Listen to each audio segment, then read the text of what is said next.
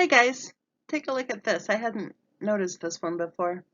It says it was posted 7 years ago, so that would have made it 2012. One of her Facebook friends writes, "Stay golden, cuz you will live a long live." So evidently that must be her cousin, right? At first I thought maybe they were saying, "Stay golden because you will live a long live." But there's a period there, so I think it means cousin. Stay golden, cuz you will live a long live. Christopher Watt's wife responded that one of her family members had cancer on her thyroid at 20. Wow. Yeah, I have had a year from hell. First, I was diagnosed with lupus. Then they added that S word that I can't ever pronounce. Then endometriosis, and now they added hypothyroid. Really? Well, I guess we have one more for the list. Now take a look. It says this was posted 7 years ago, so that would have made it 2012. It was posted in May of 2012. May, that's Lupus Awareness Month.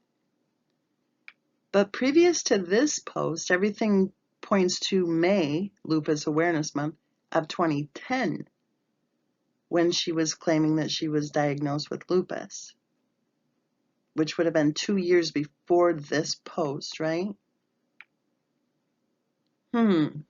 So, first I was diagnosed with lupus, then they added the S word, then endometriosis, and now they added hypothyroid.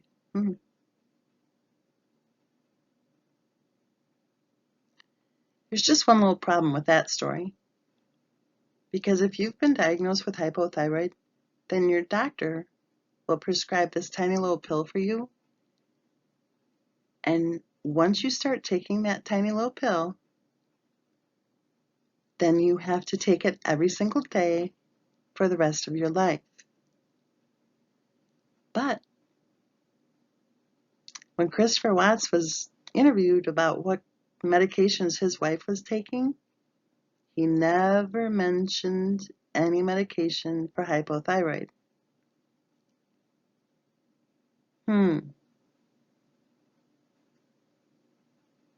This case discussion is really a little bit different from a lot of the other ones, because I think people get kind of pissed off when they see details like this. There are a lot of people who actually do have lupus and who actually struggle with the symptoms from lupus and who actually are very ill from their disease. And they might look at this case and say, baloney, about her claims that she had lupus. And there might be people with that S word disease too who look at this case and go, baloney. I think the endometriosis crowd probably is even more vocal. People who actually do struggle with infertility, who see this person claiming that she had endometriosis and claiming that she couldn't get pregnant, and then getting pregnant 4 months after the wedding. And then again 10 months later, or not 10 months later, but when the baby was just 10 months old. Doesn't sound like there were any fertility treatments going on at all. And people who actually do have fertility treatments and who do struggle to get pregnant probably look at those little details and think, really? And probably say, baloney. But now we get to add hypothyroid, except, wait a minute, we forgot one. I shouldn't say we forgot one. She forgot one, because she also claimed to be diagnosed with fibromyalgia in May of 2010. The same month, Lupus Awareness Month, that she was supposedly diagnosed with lupus and that S word. So I'm sure there are a lot of people who actually do have fibromyalgia who have taken a look at the details of this case and thought, really? Baloney. Because it's really interesting how anytime she wanted to go on one of her party weekends, that her lupus and her S word disease and her fibromyalgia and her endometriosis and her etc., etc., etc., and now her hypothyroidism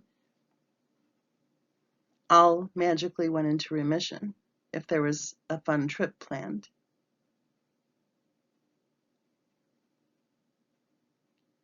So now I think there's a new group of people who actually do have hypothyroid who are looking at this case and going, yeah, right, sugar. You had hypothyroid, huh? And I think this case has also offended people who actually do have diabetes. Because her Facebook quote unquote friends claimed during the investigation that she was a diabetic.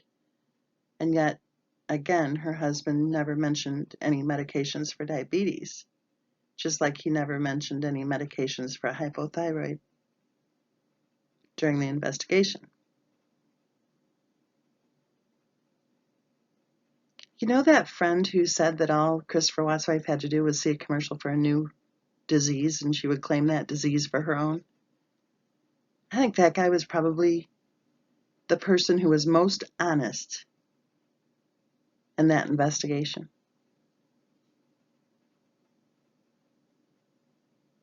And I want to say something about the shiners before they start with their attacks on the comment threads. Although, silly me, because I highly doubt they're listening even to the videos for more than 1 or 2 minutes, if that at all, before they comment with their trash talk.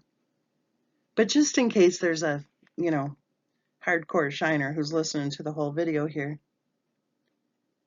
In fact, if there is, will you please say that in your comment?